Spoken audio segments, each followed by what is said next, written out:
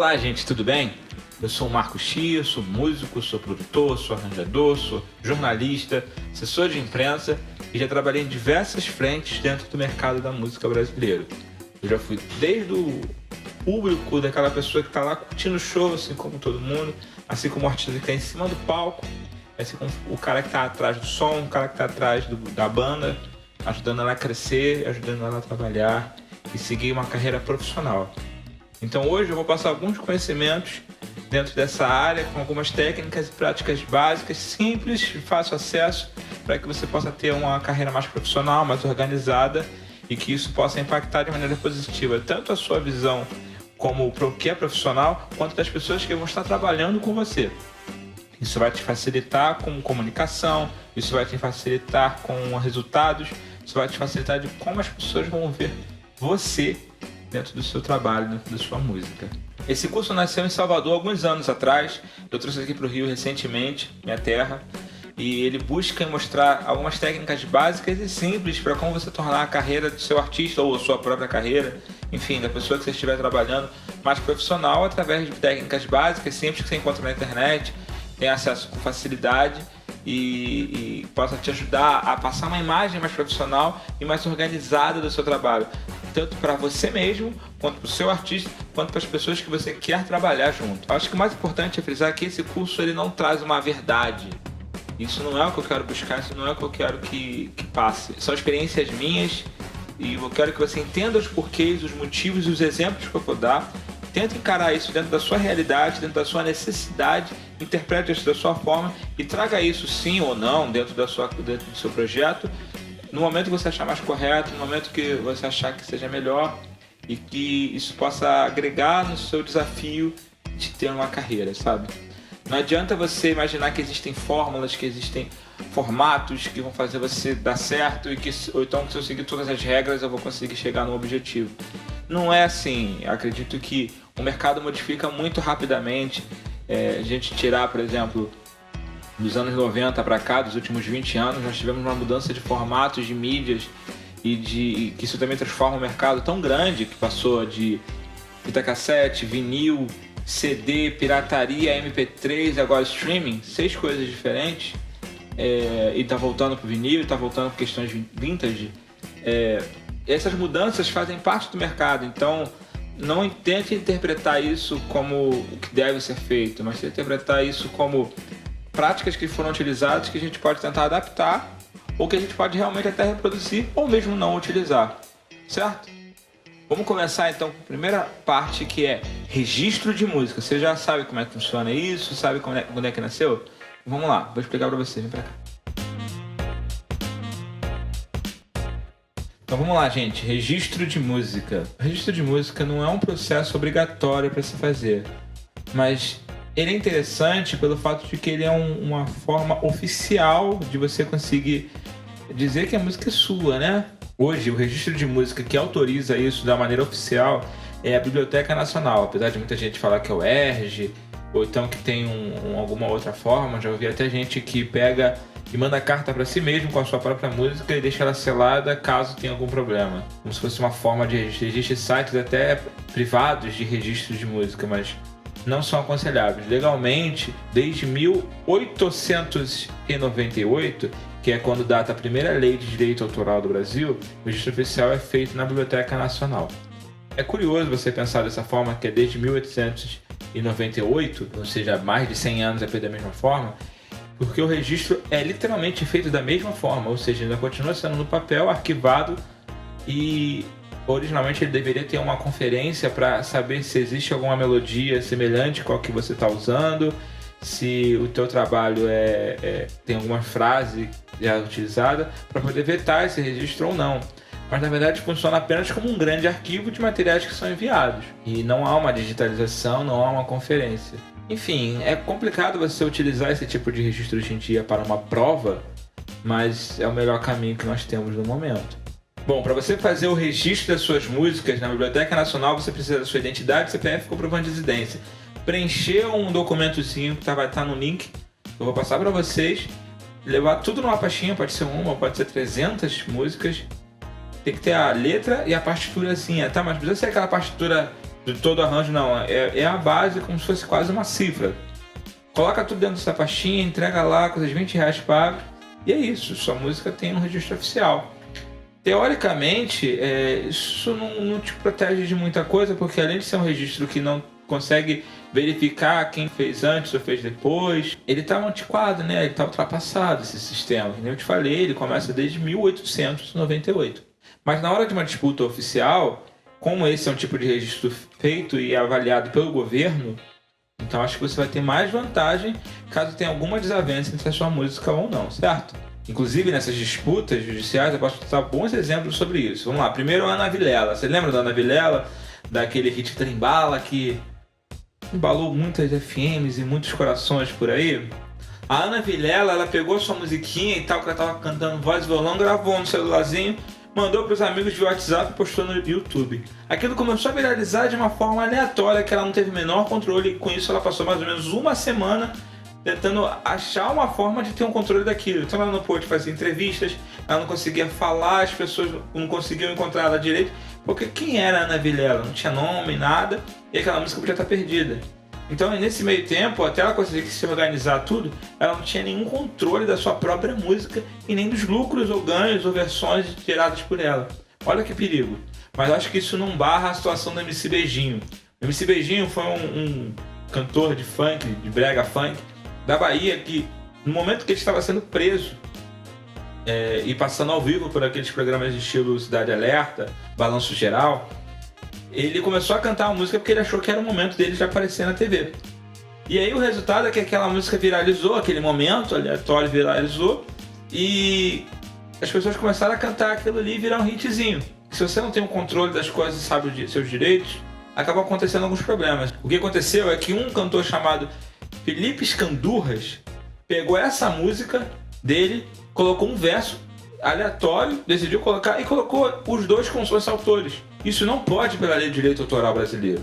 O resultado foi que a Abramos, junto com a Universal, que foi a gravadora que assinou com ele, a Universal Publishing, que é a editora, e as pessoas, enquanto ele estava preso, inclusive, ficaram quase uma semana lá em Salvador decidindo, vendo uma forma de como proteger a música, como fazer esse problema ser diminuído, ser guardado, não causar algum furor e assim mesmo não perder os direitos. O Felipe posteriormente falou que essa música já tinha dado o que tinha que dar, né? Cantar mais. Na verdade ele estava cometendo um crime. Mas enfim, morreu aí. O MC Beijinho lançou um disco pela Universal com essa música e todos seguiram depois de ele quase perder a autoria da música dele. Vamos falar agora de ECAD e ISRC. Vocês vão ter alguma aula, já tiveram alguma aula sobre isso e o quanto isso é importante dentro do mercado da música. O ECAD, para quem não sabe ou quem não foi apresentado, é a empresa que faz a arrecadação de músicas para direitos autorais, distribui para os seus artistas, para as pessoas que trabalharam na música ou têm algum tipo de direito dentro de algum fonograma ou obra. E para isso a pessoa tem que estar inscrita em alguma outra associação, que temos, por exemplo, a Abramos, a AMAR, a UBC, entre algumas outras que são filiadas ao ECAD. Qual é o importante disso? É que além de você poder arrecadar dinheiro com a sua música, você ganhar dinheiro, simplesmente o dinheiro vai entrar com uma inscrição gratuita que você faz dentro dessas associações, você consegue proteger o seu material também de uma maneira que outras pessoas, para poder regravar ou para poder utilizar, tenham que te pedir algum tipo de autorização. Ou seja, um controle do seu trabalho, uma forma de você ser remunerado. Digamos assim, você vai fazer uma apresentação em algum bar, em algum show, algum evento.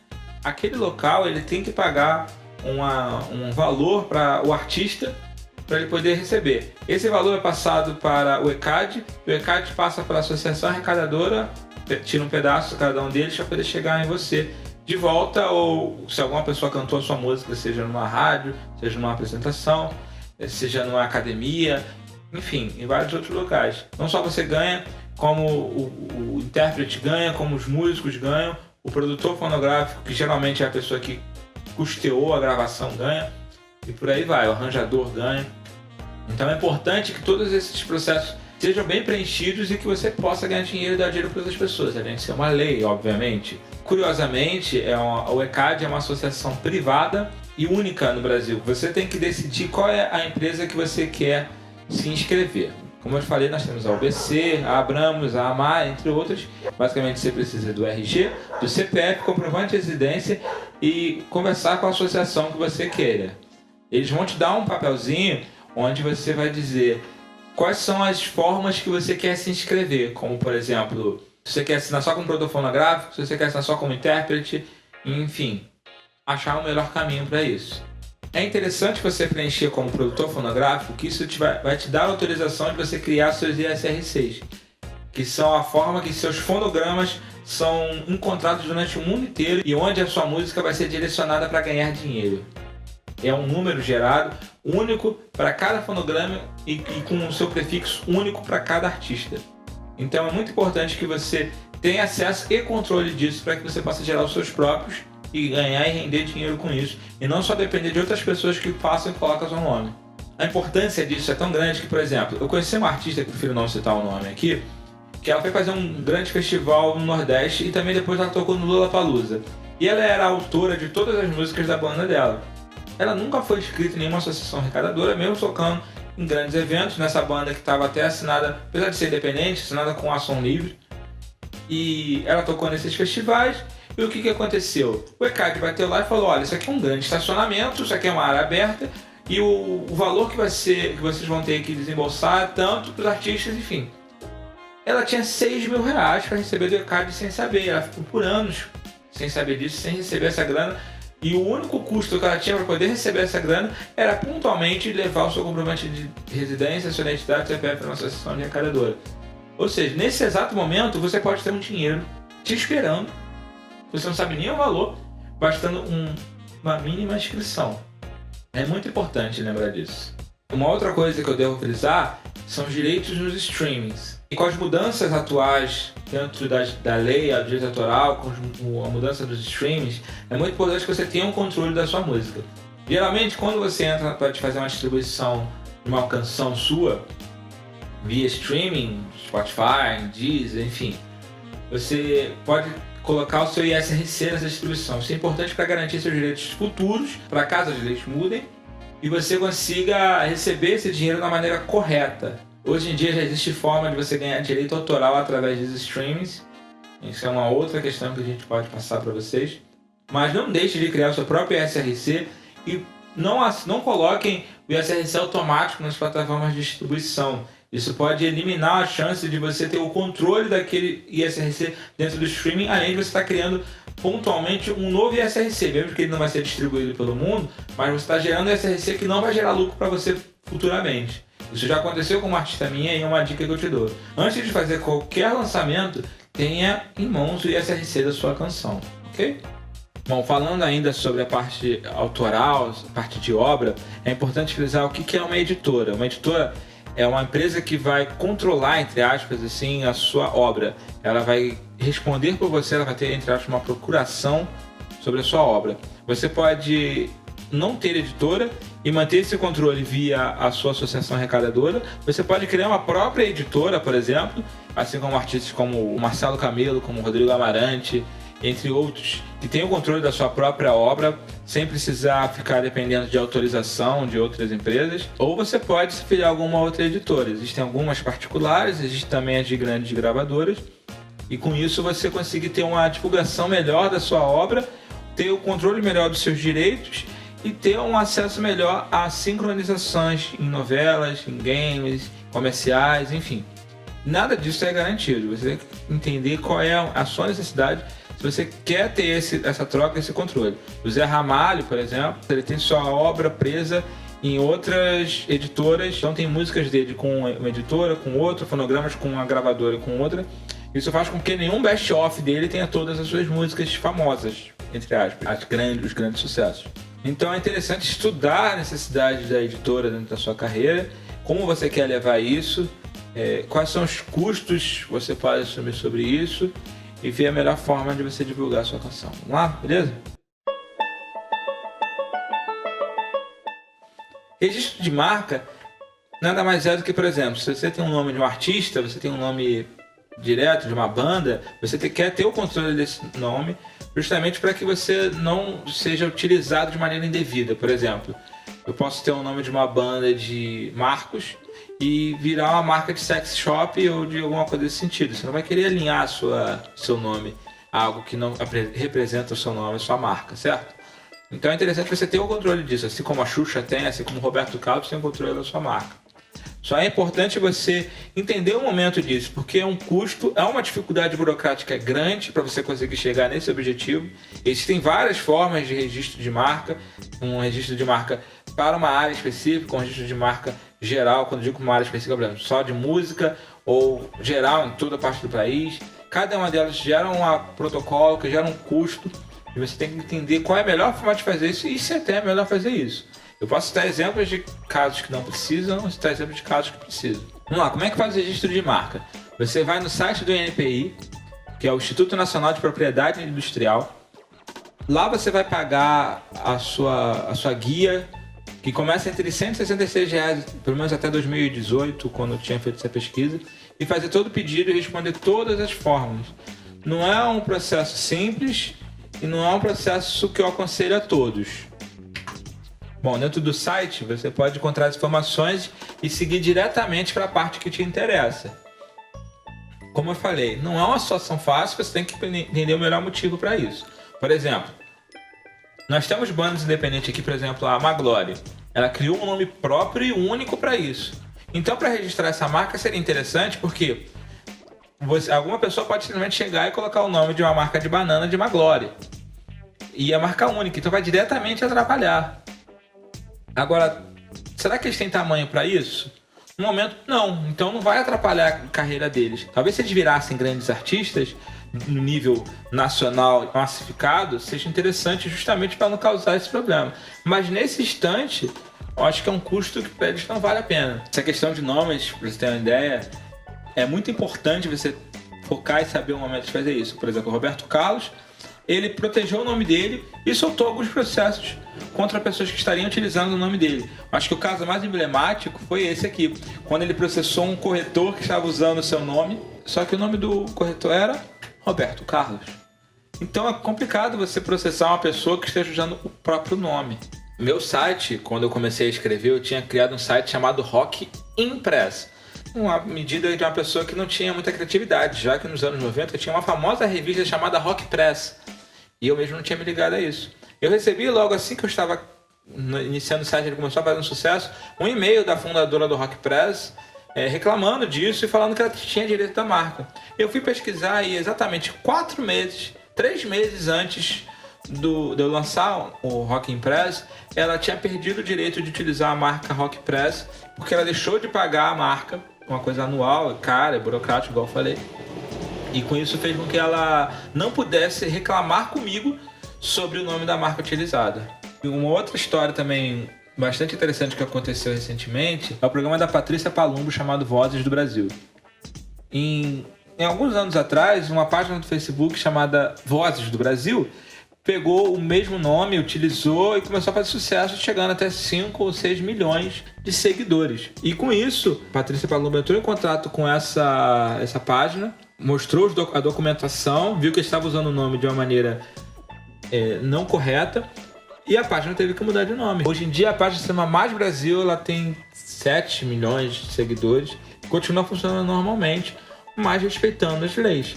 Por isso que é importante a propriedade intelectual, para o tamanho da marca, porque era uma outra empresa utilizando o nome Vozes do Brasil, mas não era o fundador que estava fazendo isso. Então tinha uma pessoa ganhando dinheiro, trabalhando com aquilo e chocando os interesses. Numa conversa amistosa, sem precisar entrar em processo, eles entraram num acordo e todo mundo saiu feliz. Vamos lá, Ancine. Por que eu estou falando de Ancine aqui? Se Ancine fala de cinema brasileiro, do audiovisual brasileiro, na verdade. Porque o seu clipe é importante na sua carreira.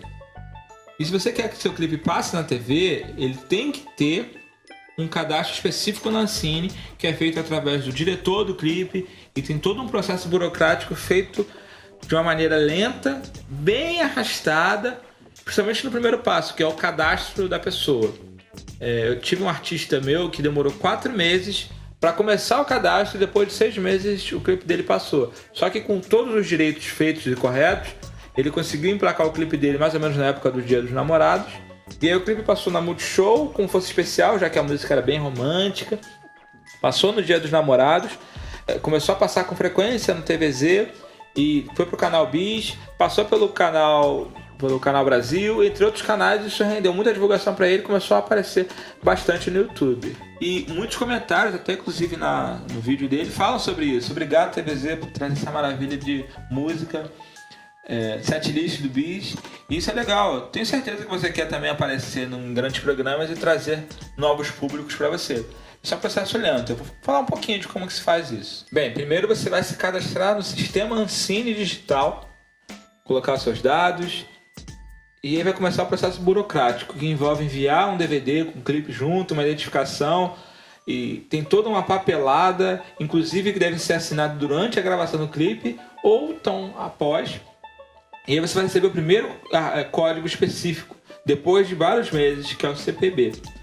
Esse é o início do processo, que depois que com ele você consegue tirar o CRT, que aí sim vai gerar um número, além de pagar, né, uma taxa, assim vai gerar um número específico que é como se fosse o ISRC do seu vídeo. Com ele você tem autorização de passar nas TVs. É apenas com ele. Por lei, você só consegue passar tendo esses números e pagando essas coisas e dando esses direitos. Ele funciona basicamente da mesma forma que o ISRC. E você deve respeitar isso caso você queira passar na TV. As TVs não aceitam sem isso. A Play TV até tem um programa específico que ele passa uma vez só e depois deixa quieto, não fala mais nada. Mas originalmente as TVs não aceitam passar sem esse tipo de processo, sem esses números. Depois que você já tiver seu cadastro, você consegue tirar o CPB e o CRT bem mais rápido. Por isso que os artistas terminam o clipe e lançam mais rápido. Mas antes de tudo você tem que passar por esse processo burocrático para você poder lançar. Então eu aconselhava até você já começar para ter seu cadastro aprovado. Isso demora meses, ok? Assim, isso é um grande diferencial dentro da sua carreira, porque você já viu algum curso falando como você coloca seu clipe na TV? Não se tem acesso muito a isso. E aqui eu estou mostrando para vocês como você pode fazer para chegar nessas empresas. E isso é importante, uma coisa que eu tento frisar bastante com os artistas, que é: crie um diferencial, seja único, mostre o que você tem de diferente. E o profissionalismo hoje em dia, infelizmente, ele é um diferencial. Ele deveria ser básico, mas as pessoas não têm esse acesso. Então, você utilizando dessas pequenas técnicas que eu estou passando aqui, inclusive a parte de clipes, você consegue criar um diferencial que é se organizar de profissional dentro do cenário independente. Vamos lá, CNPJ. Para que um artista precisa hoje em dia de um CNPJ? Bom, além de criar uma conta jurídica, que vai ser o próximo ponto que eu vou falar para vocês, ele precisa poder participar de editais, porque certos editais de certas áreas pedem especificamente que o artista seja pessoa jurídica para ter acesso àquilo, para poder responder e tal. Fora isso, festivais, comerciais, enfim, uma série de outras coisas necessitam que você faça nota fiscal, você imprima nota fiscal. Então é interessante o artista ter e funcionar como uma empresa. Não necessariamente a empresa tem que ser o artista. Pode ser o escritório que gerencia a carreira do artista, pode ser ou o produtor ter esse CNPJ, mas é interessante que tenha acesso a esse tipo de conteúdo para a necessidade. Claro, no início de carreira, não necessariamente você não precisa ter um CNPJ, porque às vezes você não está correndo atrás desse tipo de mercado, desse tipo de opção. Seja de edital, seja de grandes festivais, enfim. Talvez não seja legal você abrir o CNPJ agora, justamente pelo fato de que você vai ter que pagar algumas taxas, você vai ter que manter algum tipo de contabilidade e que isso pode trazer algum encargo desnecessário para o momento. Então é importante, mais uma vez, saber o momento de investir nesse tipo de ação, entende? Existem vários tipos de CNPJs hoje em dia. O mais comum para artista independente é o CNPJ de MEI, que é um formato mais livre, tem menos taxas, você pode se inscrever pelo Simples e você já tem o CNPJ. E existe também o CNPJ limitada, geralmente para grandes artistas que movimentam uma grana maior e que o MEI não consegue comportar. Isso é interessante você ver conforme a necessidade de você como artista. Se você ultrapassa os valores máximos para que você possa custar ou fazer parte do Simples Nacional, que é uma fórmula de pagar impostos de maneira diferenciada para CNPJs, ou se você vai ter que pagar mais caro mesmo. Enfim, para você conseguir se inscrever no CNPJ, você pode entrar no portal do microempreendedor, procurar os CNAs específicos para a sua área. O que são os CNAs, igual algumas pessoas falam, CNAI, Enfim, eles são as definições para a sua área, como você trabalha. Por exemplo, caso você tenha um selo que é um CNPJ, um MEI já funciona. Agora, para a editora, você precisa ter uns KNAIs diferentes que fazem com que você tenha que ter empresa limitada, ou pelo menos a partir de uma EIRELI. Então é interessante você prestar atenção dentro da sua necessidade no momento. Como artista, geralmente um MEI já funciona. E esses KNAIs, eles têm que estar definidos. É interessante, por exemplo, você botar nos KNAIs algo referente à venda de discos, algo referente à venda de produtos promocionais, como camisetas, por exemplo, que são coisas que você pode botar à venda na sua loja virtual ou na sua banquinha e ter relação com o seu CNPJ, ter um único CNPJ para várias coisas, entende? Então é interessante você saber quais são os KNAIs corretos para se colocar. Entrando no portal do empreendedor do governo, você consegue tirar o seu CNPJ e tirar algumas dúvidas. O MEI você consegue gerenciar a sua carreira de uma maneira mais simples, mais só você. Já a partir de limitada ou algum outro tipo de empresa acima disso, é interessante você ter um contato de um contador para que ele possa fazer todos os trâmites de criação da empresa, além de fazer as questões legais de impostos, entre outras coisas. Depois que você criar o seu CNPJ, você tem autorização para poder fazer uma conta jurídica, ou seja, você já tem uma empresa formalizada e agora você pode criar uma conta bancária específica para essa empresa. Por que é interessante você ter uma conta bancária para sua empresa? Primeiro que misturar dinheiros do meio pessoal junto com o dinheiro do seu meio artístico pode ser conflitante, principalmente se você tiver algum sócio, pode haver discórdia, isso é complexo e, enfim, é melhor você botar o dinheiro que é da música com a música, o dinheiro que é pessoal no pessoal. Uma coisa que eu fiz com um artista que eu trabalhei é que, como ela já estava no nível médio e tal, então parte do dinheiro que a gente recebia, 20% era para a carreira dela, o restante era o lucro das outras pessoas e pagamento de funcionários, ou custos, enfim. Então a conta jurídica era interessante para isso, porque o dinheiro caía lá e a gente conseguia repartir da maneira correta para cada uma das pessoas. Além da gente conseguir fazer uma reserva para a própria artista, onde a gente conseguia lá na frente ter um acesso para custos, seja para fazer uma camiseta para alguma turnê, juntar dinheiro para gravação, enfim, ter um custo para a carreira da artista. Isso porque é uma artista já médio porte, já seguindo uma carreira boa. Agora, caso você seja um artista iniciante e tenha uma conta jurídica e queira fazer dessa forma, é interessante você, por exemplo, todo o dinheiro que você ganhar com música, você botar nessa conta esse único específico daquilo. Porque, por exemplo, digamos que você coloca numa conta pessoal do baterista da sua banda e essa conta começa a ficar grande, e se vocês têm uma briga, isso pode gerar uma grande questão. Então é muito importante você prestar atenção como vai o seu dinheiro, como ele é gerido. De preferência que ele seja gerido de uma maneira transparente, com acesso a todos e dentro de uma empresa única.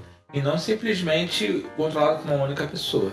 Bom, para fazer uma conta jurídica, você precisa saber primeiramente qual banco que você quer fazer. Eu não vou indicar aqui qual é o melhor banco ou o pior, porque isso vai de cada um, da forma que atende cada um. E, bom, primeiro você tem que ter seu CNPJ, procurar o banco da sua escolha, pesquisar as melhores taxas, ver o melhor conforto, pesquisar com outras pessoas que já têm alguma relação com algum banco, e principalmente que o banco entenda que você é um artista, te dê formas melhores de trabalhar e acessos melhores para taxas, empréstimos, caso você tenha necessidade, caso você ache interessante, para poder gerir a sua carreira.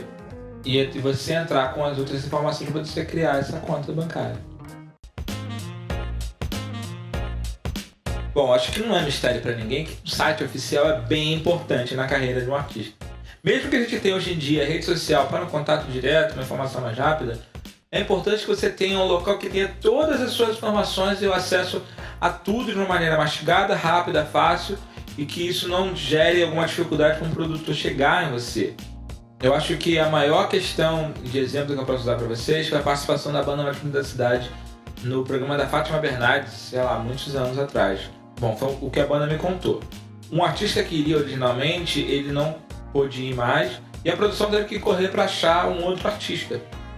E como a produção chegou no site deles, viu que tinha telefone e e-mail, porque não adianta você mandar e-mail se está com pressa, tem que ligar logo. Tinha telefone, tinha todos os contatos, viu a agenda dele, via que batia, ligaram para ele e eles falaram, vambora. E bem, a banda estava lá, tapando um buraco e tendo uma exposição nacional. Viu como é importante isso?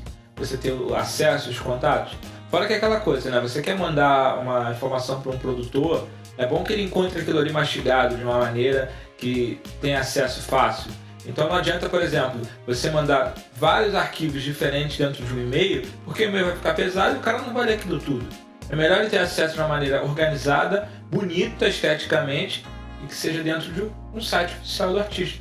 Isso valida o artista tanto em credibilidade, valida o artista para os fãs, para outras pessoas, deixa as informações mais organizadas, mais mastigadas e o acesso fica melhor para todo mundo. Eu listei aqui algumas informações que eu acredito que sejam básicas para estarem no seu site oficial.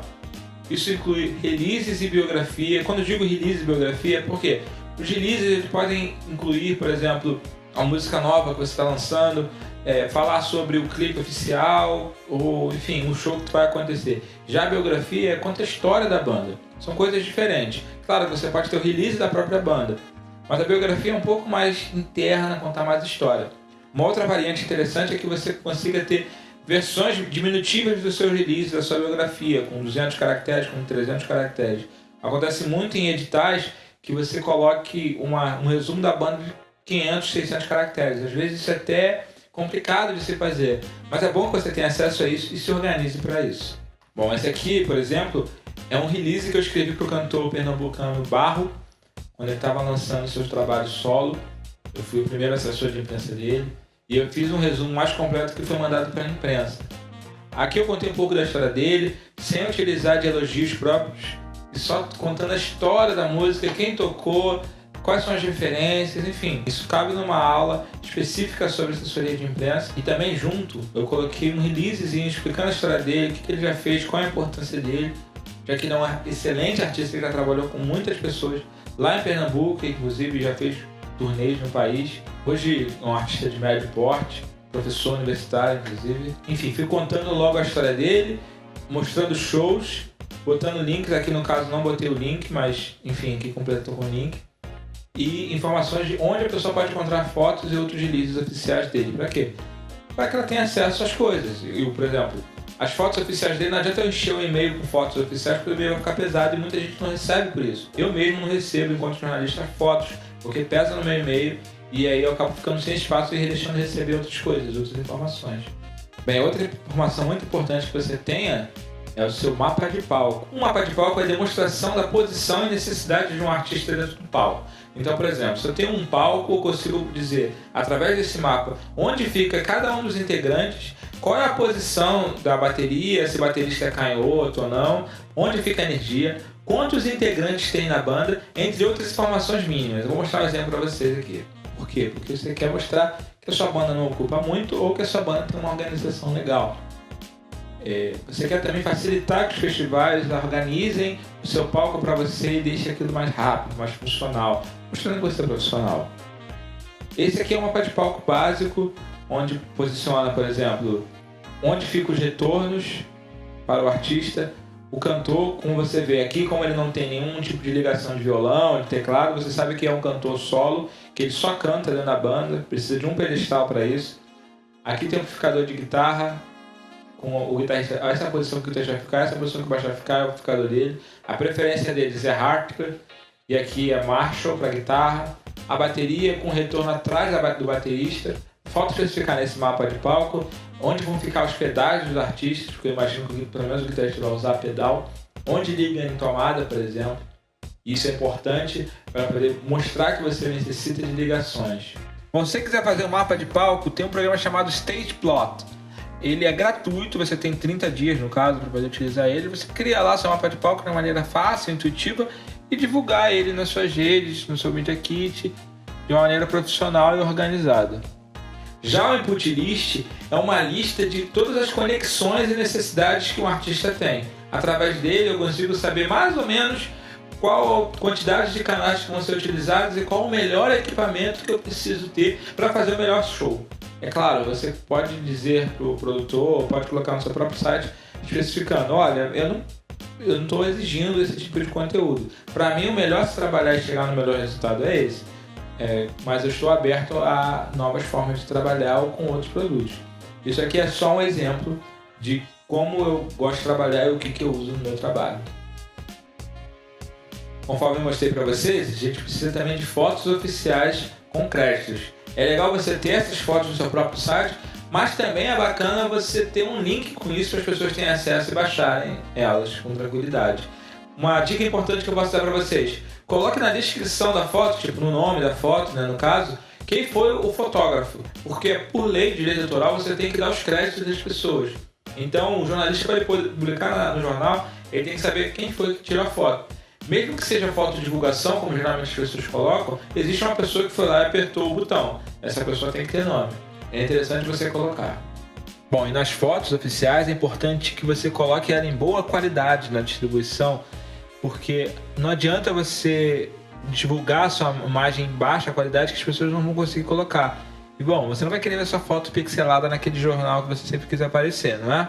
Bom, é legal você poder botar links da sua agenda também no seu site. Claro, isso não é obrigatório nem há necessidade, mas você vai juntar e condensar todas as informações que você quer com você como artista no mesmo local. É interessante você ter o link para seus shows, onde você possa também vender ingresso, mostrar que você está ativa e que as pessoas possam saber quando você vai estar perto delas.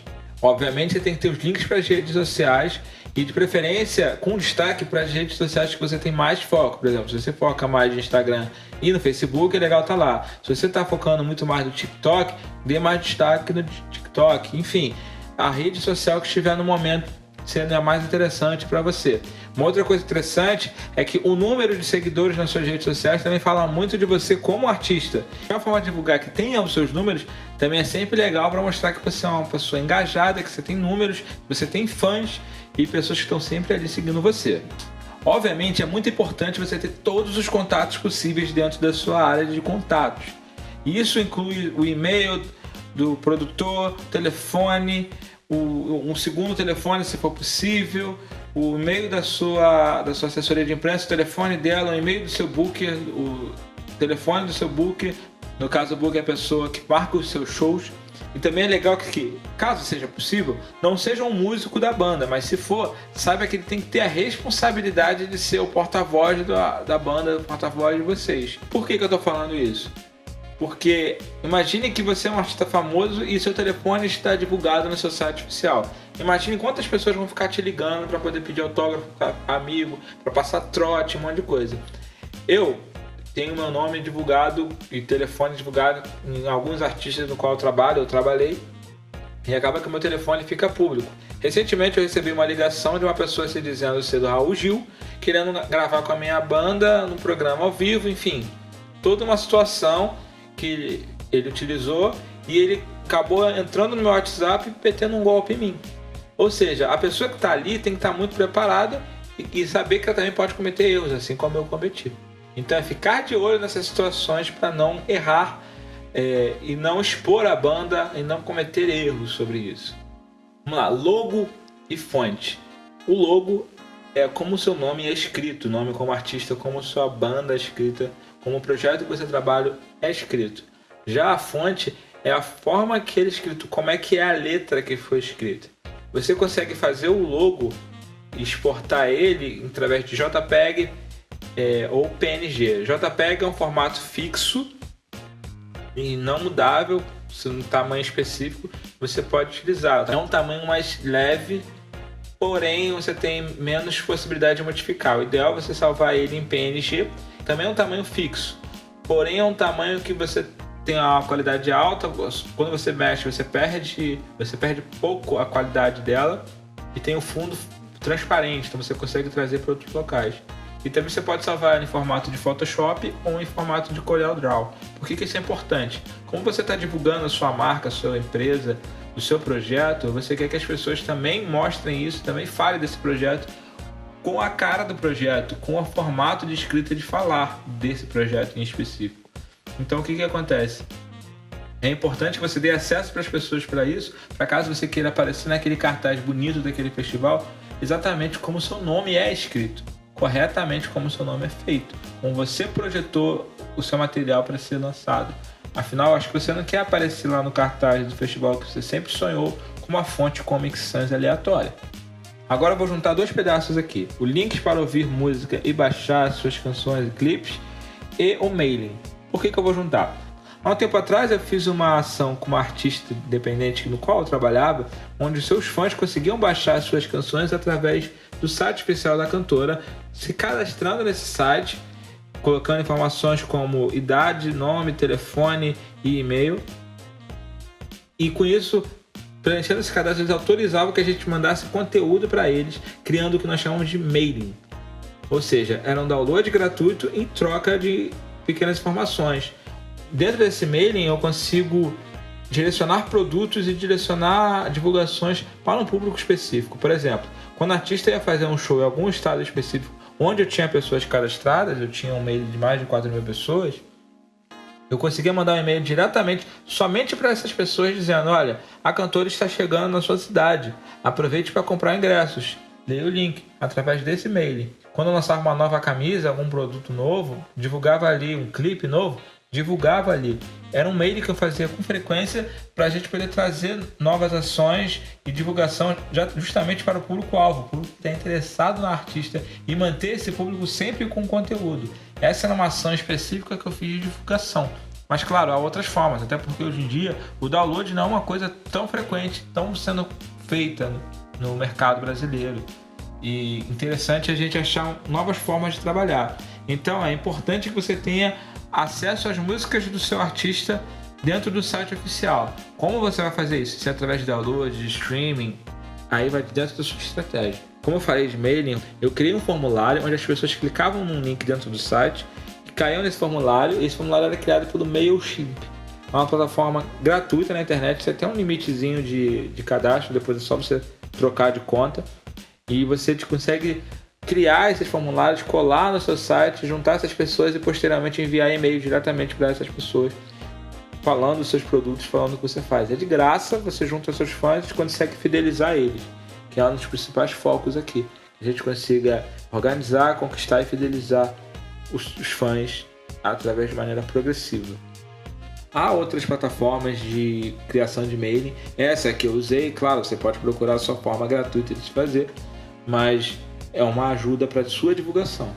Uma outra coisa legal é, caso você esteja divulgando o seu single, o seu clipe, é interessante que você dê acesso à capa do seu single, que você dê acesso ao link do seu clipe, que você dê acesso às fotos de divulgação e à ficha técnica dele, além do release específico. Então, se você estiver divulgando isso, é interessante você ter no seu site, é interessante você ter numa pasta específica, para você poder mastigar o máximo possível para as pessoas, sejam jornalistas, sejam produtores, sejam seu próprio fã, e eles têm acesso ao máximo de conteúdo seu, para que eles não tenham dúvidas, para que eles não desistam do seu produto porque está faltando algum tipo de informação.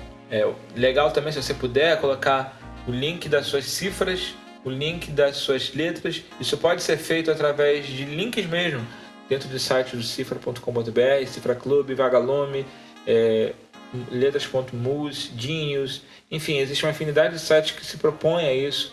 E é legal para mostrar que você tem conteúdo, você se preocupa com o fã, ajudá-lo a decorar suas músicas, ajudá-lo a tocar as suas músicas.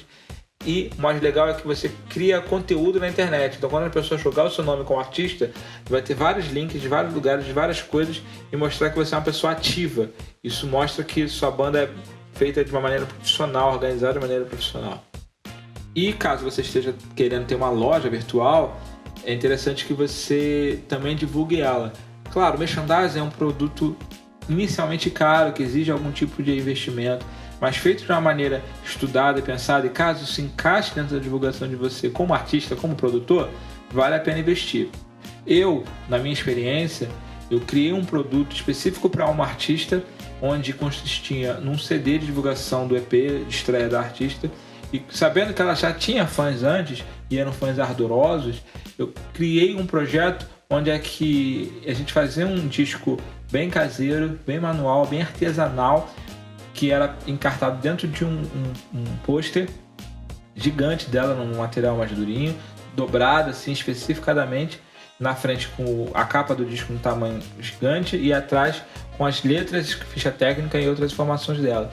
Além disso, eu não fiz só uma versão, fiz duas. Então os fãs acabavam comprando duas versões desse disco e por R$20. O mais interessante é que o meu custo era de R$1,78 para um lucro de R$20.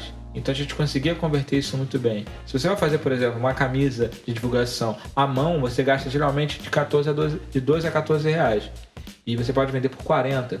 Então, se você tiver interesse em vender, é interessante que você crie essa lojinha virtual até para você poder chegar em outras pessoas.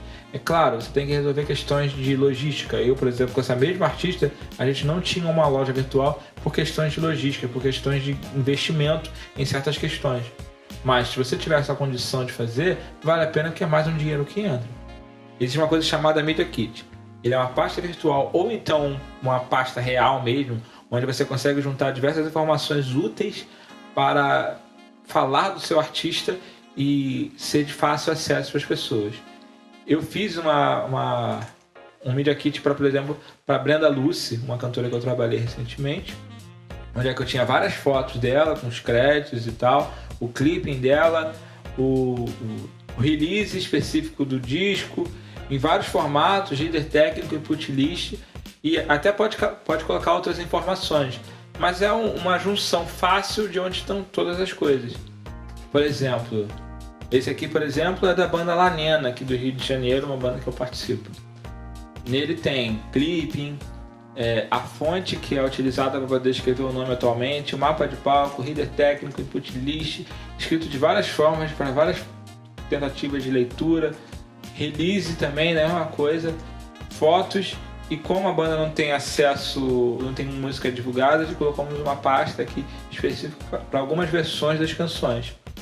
Tudo uma forma de você descobrir a melhor forma de se fazer, certo? E existe outro tipo de material também que chama EPK. O que é EPK? Electronic Press Kit. É um vídeo onde você consegue divulgar um projeto através do seu conceito e de uma maneira como você achar melhor. Uma banda que faz isso muito bem é o Terno aqui no Brasil. No segundo disco deles, eles fizeram um mini documentário como se eles fossem uma banda antiga, mostrando um behind the scenes, grandes discos, e colocaram o próprio disco deles como se fosse o Dark Side of the Moon. Nisso eles pediram entrevista para outras pessoas, conversarem sobre o disco como se fosse algo lançado há 30 anos atrás, e hoje em dia fosse um grande material importantíssimo. O terceiro disco deles já era uma entrevista entre eles mesmos, encontrando respostas para o próprio disco e entendimentos próprios. Bem interessante. Já o quarto é eles conversando sobre a obra, como eles chegaram naquilo ali, apresentando aquilo para o público, um ambiente mais focado na estética da gravação, que fala muito bem deles. A Tulipa Ruiz, por exemplo, ela já faz EPKs mais pensados no formato de gravação do disco em estúdio. Ou seja, é mais capturando o momento. E nisso eles conseguem vender para produtores e a ideia do projeto atrás, para shows, quem participou, nomes envolvidos e ao mesmo tempo de vender a estética. Isso serve muito para editais de cultura, muito para as pessoas conhecerem o artista como é, além de gerar um conteúdo do próprio artista, de como ele trabalha, do que ele faz. Então, eu vou mostrar para vocês como é que a gente trabalha dentro da área profissional. Por exemplo, já fechei algum show, a gente quer organizar os materiais, tanto interno quanto para a produtora local, do festival da empresa. Eu vou citar como exemplo aqui o material de divulgação antigo da banda chamada Plutão Já Foi Planeta. Todos os materiais que eu vou citar aqui não necessariamente são o que eles pedem e não necessariamente é o que eles estão pedindo agora, tá? Por favor, é só a nível de exemplo que eles mesmos me mandaram, mas assim, existem algumas informações aqui que são desencontradas, é só questão de exemplo mesmo. Essa primeira imagem aqui, ele é o camarim da banda. Qual é a questão do camarim? É importante você definir o que você come para acontecer coisas tipo essa. Do artista chegar e só ter comida que ele não pode comer, por exemplo. Se alguma pessoa tem alergia a laticínios e alguma questão com leite. E pedir coisas que deixem você confortável. Existe uma questão de um artista do rap muito famoso, inclusive, que já chegou para tocar no festival no qual eu estava apresentando no Circo Voador, e ninguém sabia que ele era vegetariano, e fizeram um baita de um churrasco para ele.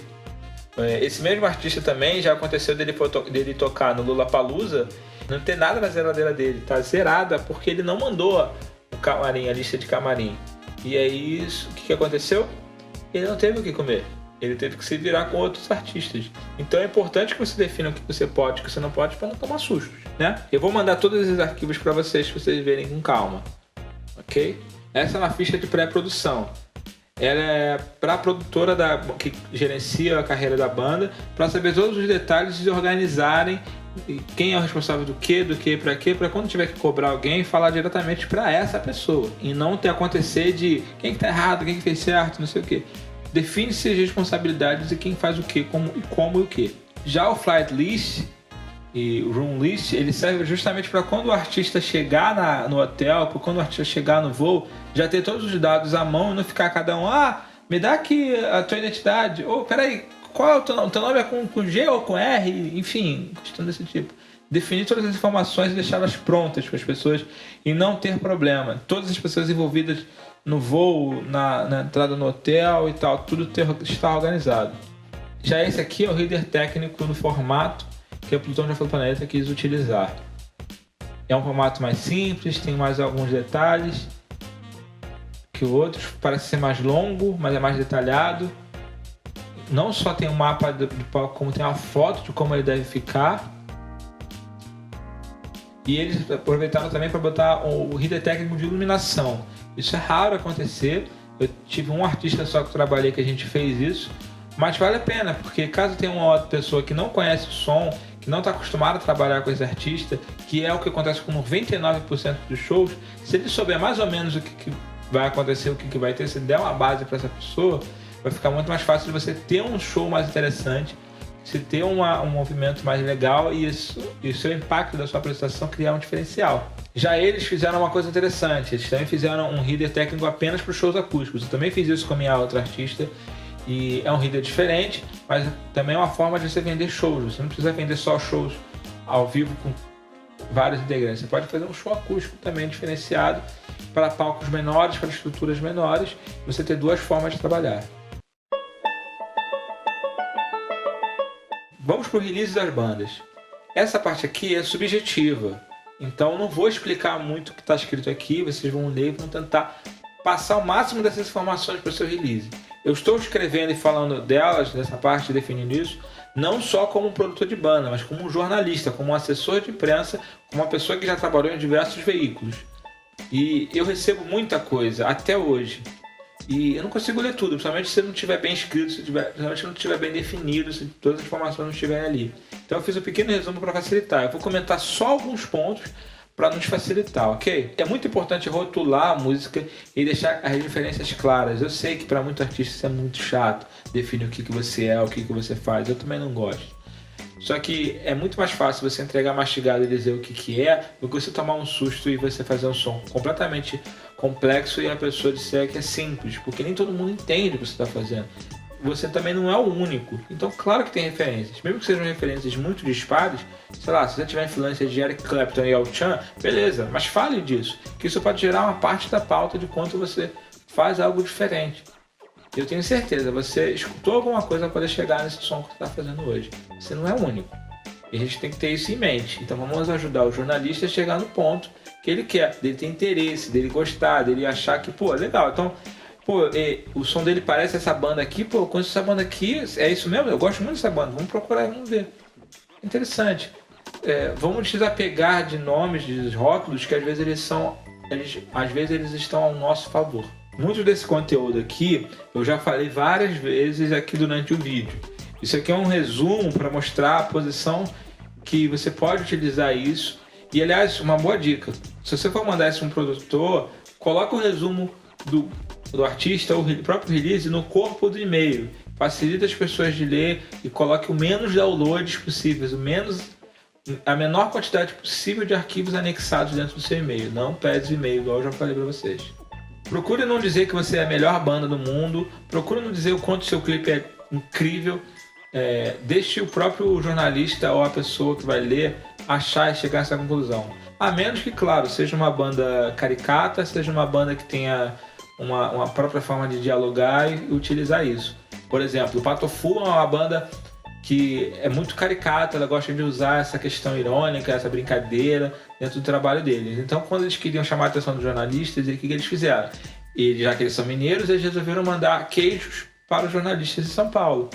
Que é bem legal, porque eles sabiam que ia chegar podre. E assim os jornalistas jamais esqueceram eles. Bom, Aqui nessa página já tem bastante informação sobre o que você precisa na rede social. Eu vou dar algumas dicas de coisas que você pode fazer. Acho que a primeira dica que eu posso dar para vocês sobre isso, principalmente, é tente unificar o nome da sua rede social em todas as redes.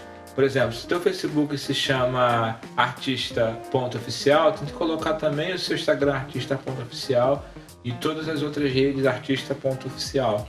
Por quê? Porque depois você vai chegar no show e vai ficar explicando cada uma em cada rede e ninguém vai entrar em nenhuma, porque você não vai conseguir falar.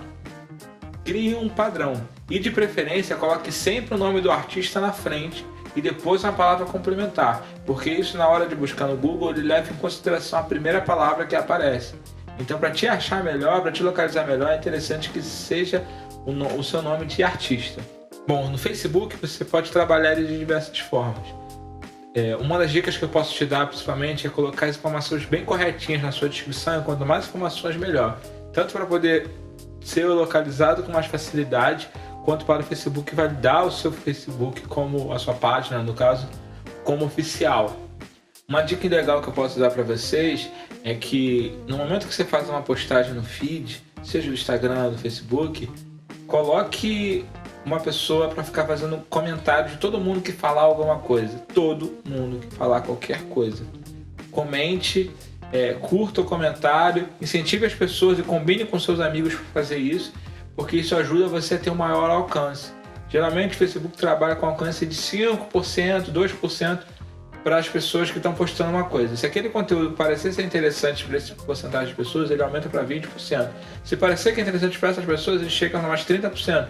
Se parecer interessante, 50%. Enfim, ele vai crescendo conforme as pessoas vão falando. Só que isso vai depender primordialmente do seu início de trabalho. Se no início do trabalho não rolar, o Facebook fala, esse conteúdo não é interessante, então deixa para lá, vamos partir para o próximo.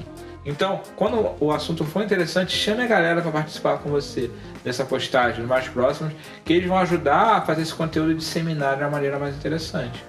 Inclusive, com a Lanena, a banda que eu citei para vocês aqui antes, a gente tem tido um resultado de 50% de pessoas que seguem a banda chegando o conteúdo para eles, interagindo através desse tipo de ação que nós estamos fazendo.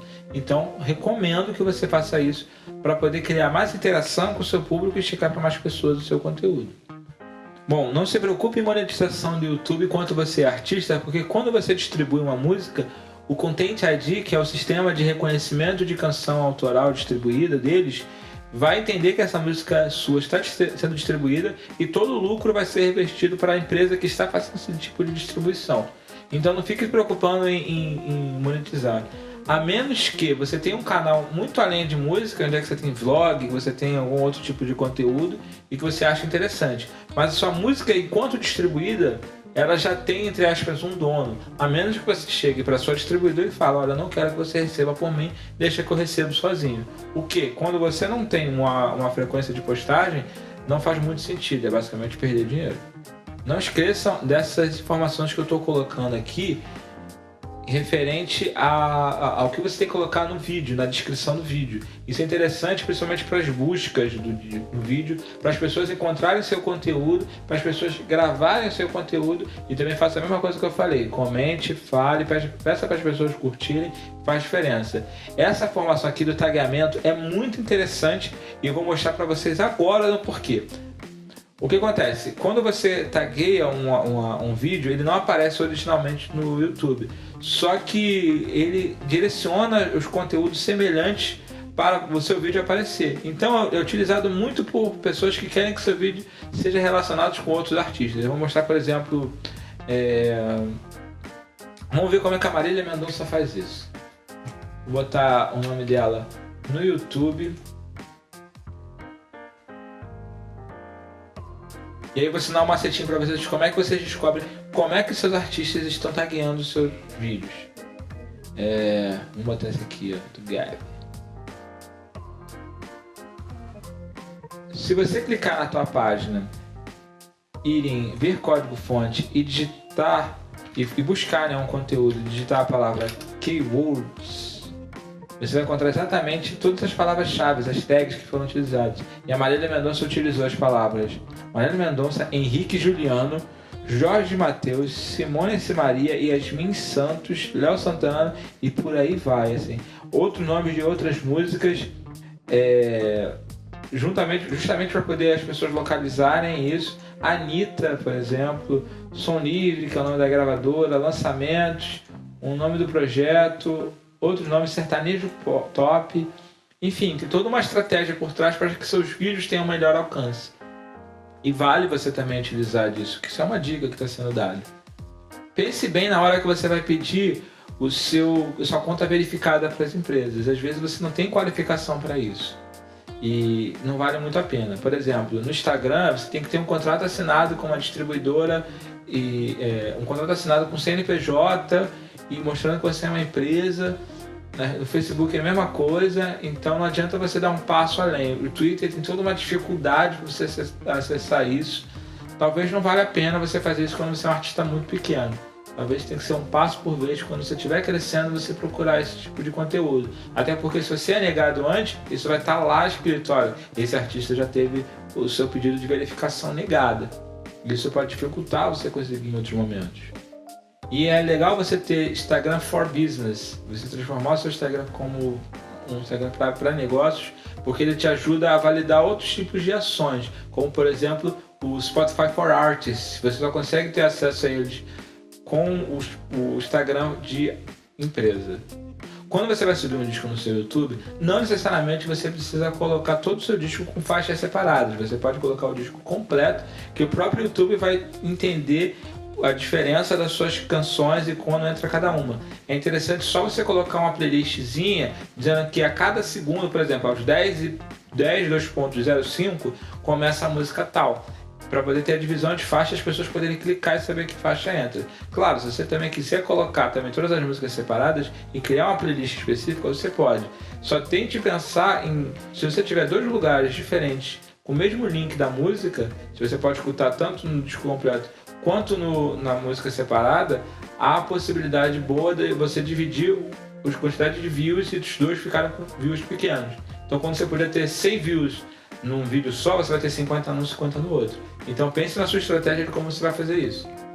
Várias informações que eu já passei aqui, tanto do mailing, quanto agora no Facebook, as redes sociais no geral, você consegue tirar informações do insight, que são as métricas de como o seu público reage aos seus posts, como é o seu público. Nele você pode criar uma persona, que é mais ou menos como se fosse uma pessoa, se ela fosse real, como ela seria, e ela é baseada nos seus fãs. Então você vai ter uma forma de entender melhor essa pessoa, de definir o que ela gosta no geral, né, obviamente, e como falar com ela, o que ela precisa, o que ela tem, o que ela mais gosta, que horário que ela está na internet, qual o dia que é mais interessante.